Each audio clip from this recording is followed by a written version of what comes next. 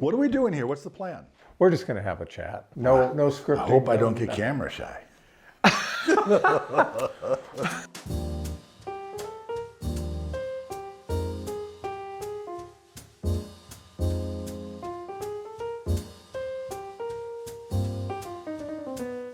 I moved every year when I was a kid. Army brat? No, my dad was into spreadsheets and he liked buying broken businesses and fixing them. Yeah. So he combined the two by buying bankrupt businesses, beat up old houses to fix up, and we'd move every year and get a new business and a new house. What'd your dad think of your painting as young as you were? I mean, did he appreciate what you were doing or your talent? He didn't know what to make of it. He was from Appalachia. He came up real hard, and it was just really foreign to him. But my mother was into collecting 18th century furniture, so I grew up in antique shops and art galleries. I knew the orders of furniture before I knew the facts of life. In fact, I didn't get married till I was 35 years old because I couldn't find a woman with ball and claw feet and cabriole legs. I hope you got that. I don't like handing in my work unless it's fully considered. Mm-hmm. I like to take a painting home and look at it for a while and make sure I didn't actually include little monkey faces in the foliage or something.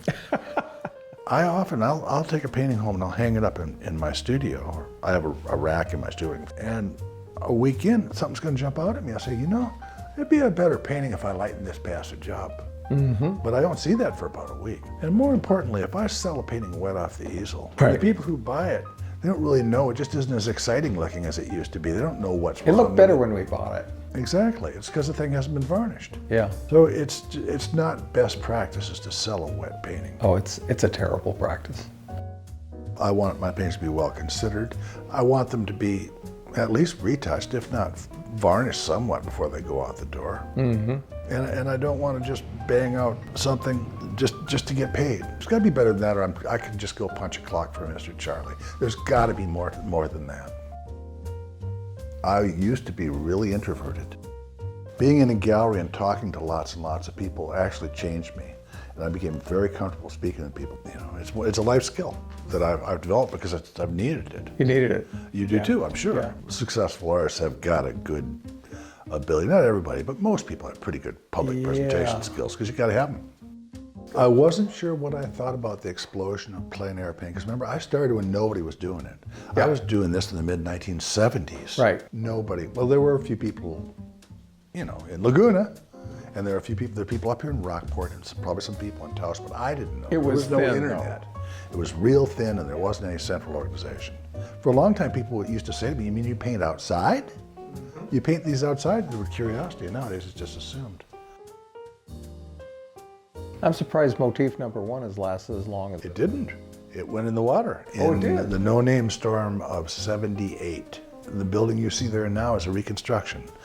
The motif will murder you if you just show up and paint it the way it really is. Mm-hmm. You can't do it. When you look at the great paintings of the motif, they look nothing like the real motif. They rearranged it. You know, it's a composition machine. And that's true of a lot that we paint out here. If you show up and you're just an accountant and you just do an inventory of what things are in front of you, let's see, this is here, that's there. It's boring, there's nothing there. Somebody once said it was like a realtor walking into the house and saying, and here's the kitchen. Well, I know what the kitchen looks like, it's boring. You can't just show up and take it down. And the motif's that way.